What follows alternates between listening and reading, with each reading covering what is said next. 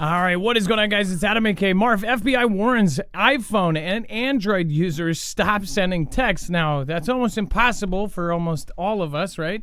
But again, there's a reason, and this is something that actually ties into greater stories that we have talked about over the last few years.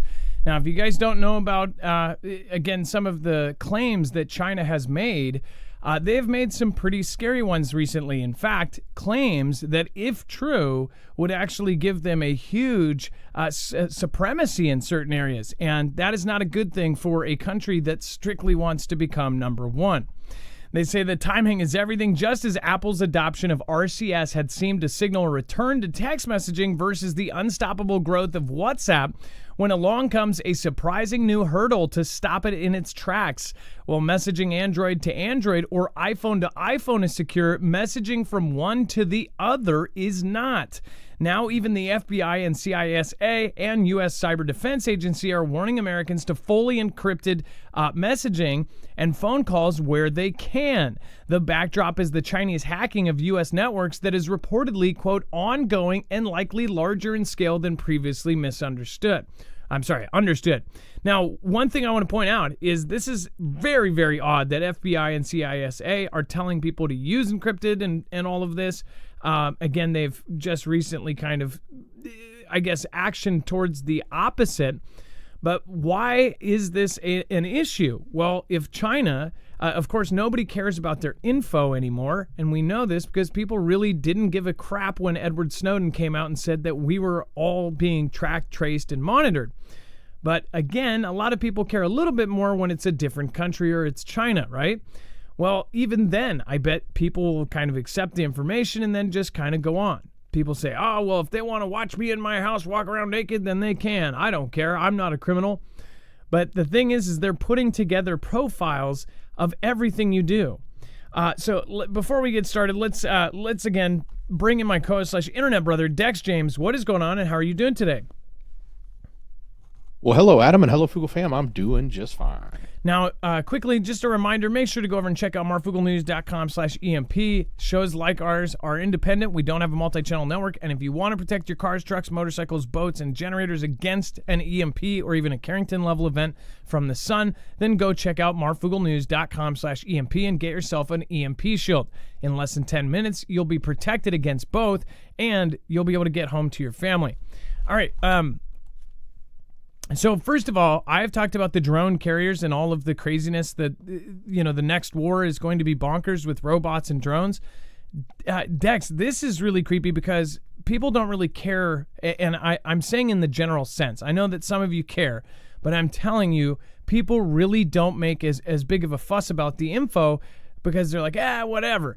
But this is something that could physically compromise all of us very, very soon. We're talking about information going into a system that would make a profile on the threat system, say, to a country that was going to invade us.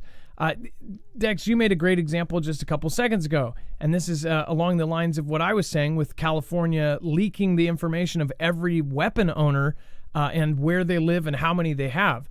But do you want to go over what you just said? Yeah, I mean, certainly, if you think about like what you talk about in text messaging with your friends and your family or your, your network of preppers and other people you work with, I mean, all of that information is meaningful. And it's meaningful to someone like China. If they were to gather that, they could then start to build profiles on the people and know who might be bigger threats if they were actually coming and doing something in the mainland of America.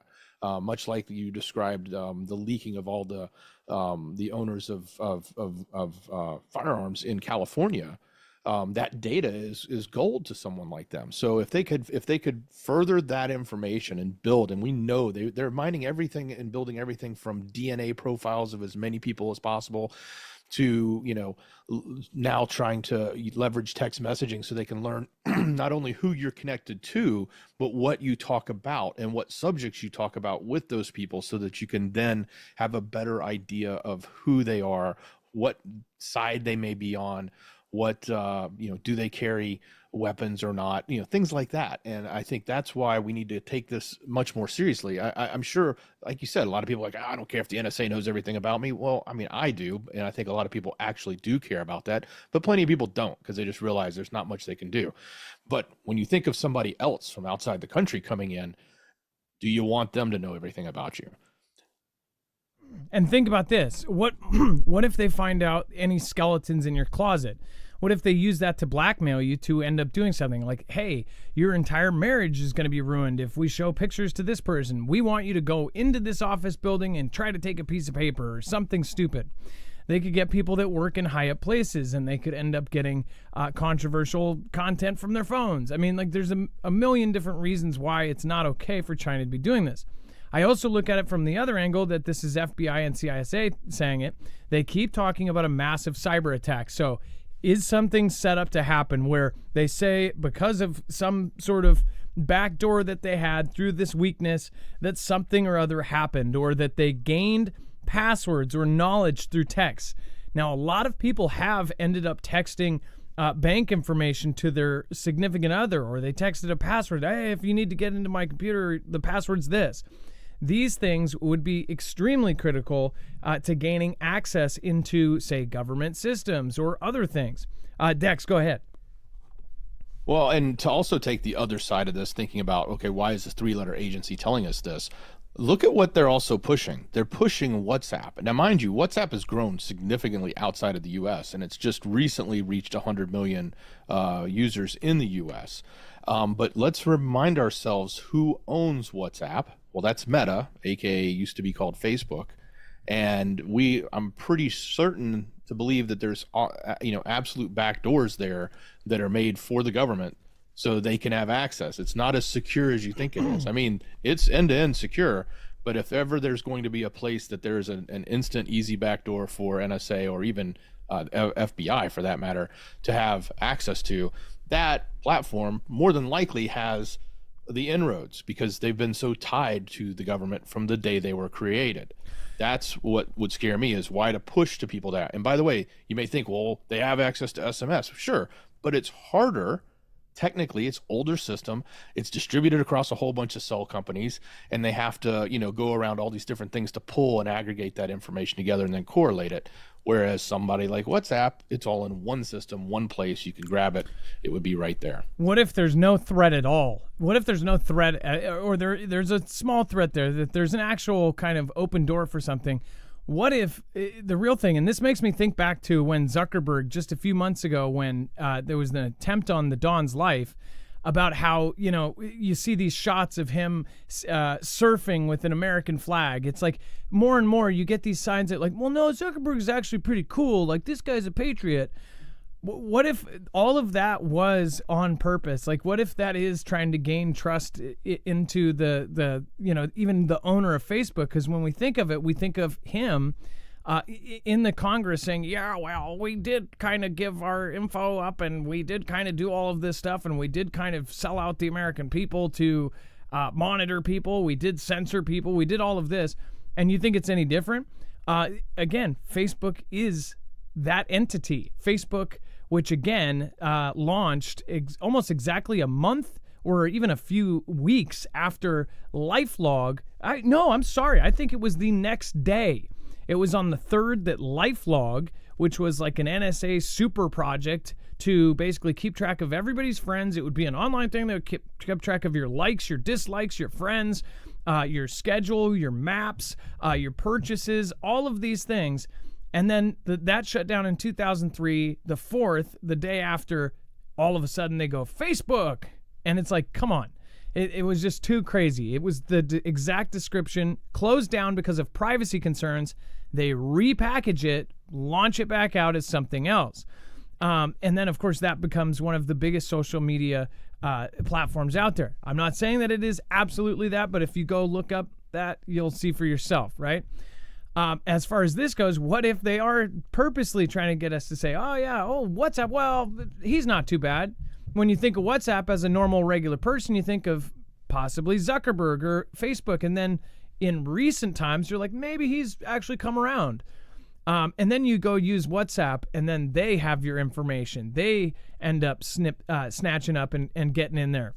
I don't know. I think it's really, really weird that they're now telling us to do this when other companies and competitors they're trying to shut down. Do I think that they would, pop in there and try to set up backdoors? Absolutely. And you think, oh, that might be our own government. Oh, well, maybe they're doing it for a good reason. Honestly, we don't know how many people in our own are actually getting paid by others. So, and then United Healthcare. This is really crazy. So if you don't know this, there was a gentleman in New York City that ended up tracking down and taking out the CEO of United Healthcare. Now, this is very freaky. There's a bunch of crazy stuff on Twitter. Actually, Dex, I forgot to send you this earlier. There's tweets, and I can try to pull it up too. But a gentleman, the X community basically did sleuthing, and they say that the gentleman who tracked this down, which was wearing a hood and a full-on mask, like a regular mask you would wear in 2021, took him out and then took a city bike, basically one of those rental bikes, and sped away and got away. Within about 5 minutes or 10 minutes of this being reported, the guy, what's his face, Riley on Twitter, on X, he ended up tracking the city bike data and scraping it every single minute, and got the only city bike that left the area and drove away. Now that guy is actually getting threats because there's a chunk of people, a huge amount of people are actually supporting this. And again, there's both sides. People are looking at this like, well, I'm not going to lose any sleep over this guy because he was the CEO of a place that was actually already suspected of being, kind of shady. In fact, the CEO himself was just about to be to have some sort of investigation into him, and now he ends up goners. And are they going to say that it's just some regular guy? Everybody on X is saying this guy's a freaking professional, that this is, somebody's allegedly or possibly hired, right?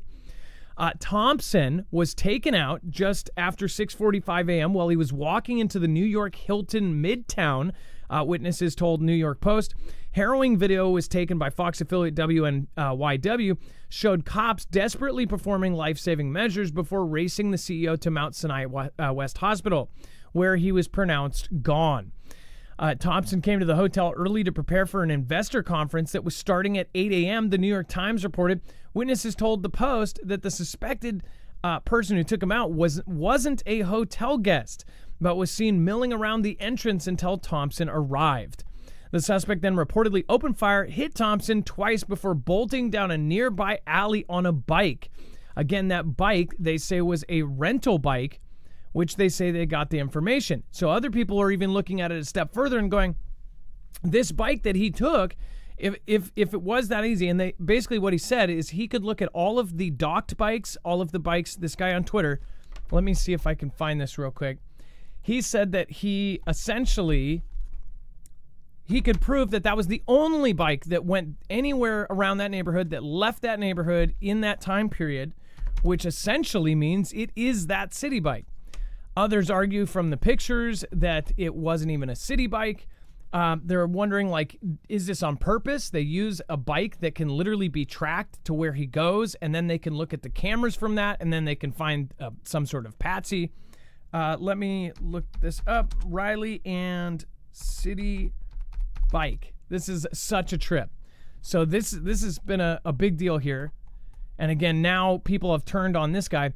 It says X-user RTWLs use city bike data to track the escape of United Healthcare's CEO's, the guy who took his life. The power of citizen journalism here on X is unmatched.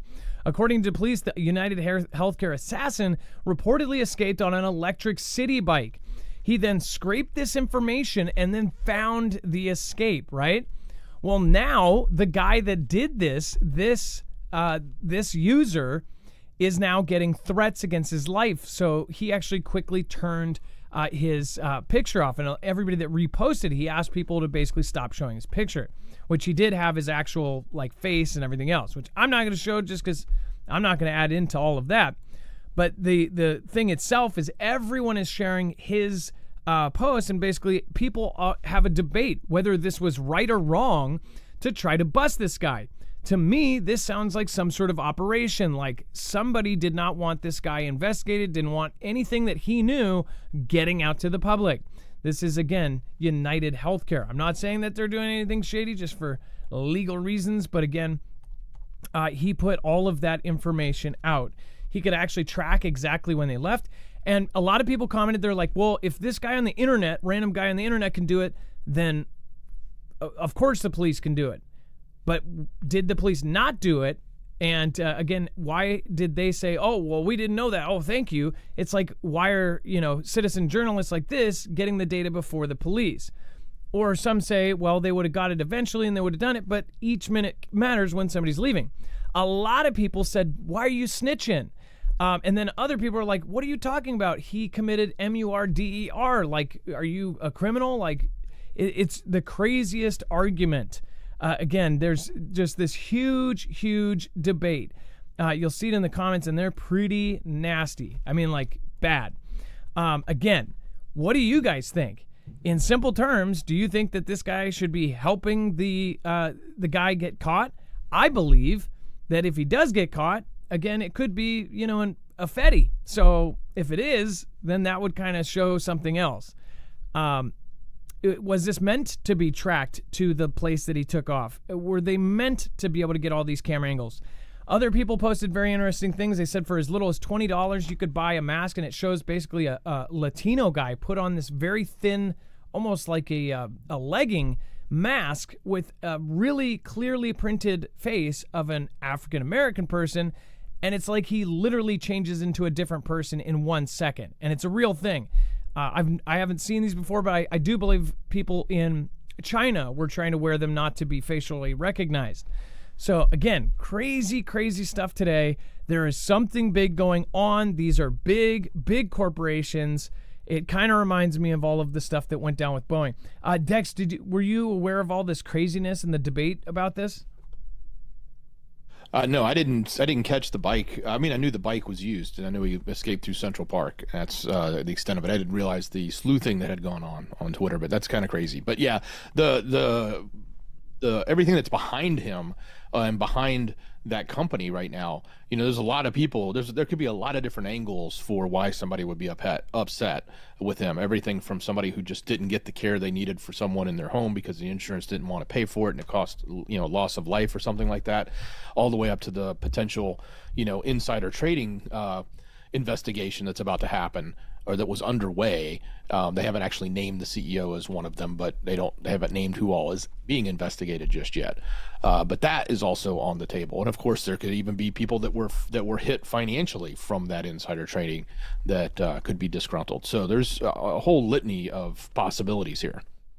Yeah, and so I believe at least one, unless that was something else. Let me make sure, because I don't want to say something that's not true, especially when it comes to that kind of stuff. Let's see if I guess I can't. Will you look up insider trading? I think it was New York Post or one other one actually named him by name as somebody who was going to be invested in or investigated under this. So I don't know if that is true. Would that not be very suspicious? Well, he was facing a probe. They didn't a probe. Say that he that's was right. indicted, so it's a probe. But that was a probe on insider trading in the company and which senior executives. It was around several senior executives. They didn't name them yet. It's just a probe at this point, so you just have to leave it at that. And then, Dex, do you want to talk about the French government collapses after dramatic no confidence vote? Okay, so let's look. We've seen like craziness in South Korea. We've seen a major shift in what's happened in our government here in the U.S. And now we've got the French government has collapsed in the sense that they just held a snap selection process. Remember, Macron came in and did that back in June or July. I can't remember what it was, where he wiped everything out and said, "Let's start over." Well, that whole thing has fallen apart. The French government has collapsed after a historic vote of no confidence was passed against the Prime Minister, Michel Barnier, by the National Assembly. It's the first time the government has been ousted in over 60 years. So all heck is sort of breaking loose politically right now in France. So we got to pay attention to what's going on here, at least to see what comes of this. But it also sort of sets the stage for a lot of other things that we're definitely going to be talking about on our next show over on Marfoogle TV. Yeah, there's a lot of shadiness going on, and we expect this. We still have, 47 days until the dawn takes power here in the United States. That will change history as far as everything that goes on in between. The games are not over. The circus is not done. So we'll be covering it here. If you are new to this channel, make sure to subscribe. Hit the notification button because our shows can vary, and if there's something that's breaking, it will happen at any time. I see so many people that have been here for 5 years, 6 years, and they say, oh, no notification. If you don't trust theirs, you can always go to marfooglenews.com and you can actually get ours. Again, that is over on marfooglenews.com. Again, thank you guys, everybody that has supported this week. Chris S., Dixie W., Karen D., Joanna, thank you, Paula, Deborah, Dean G., and Alita. Thank you guys. And I love you. Be safe, be prepared, and we'll see you over on the next show. If you want to join us for that, make sure to click here.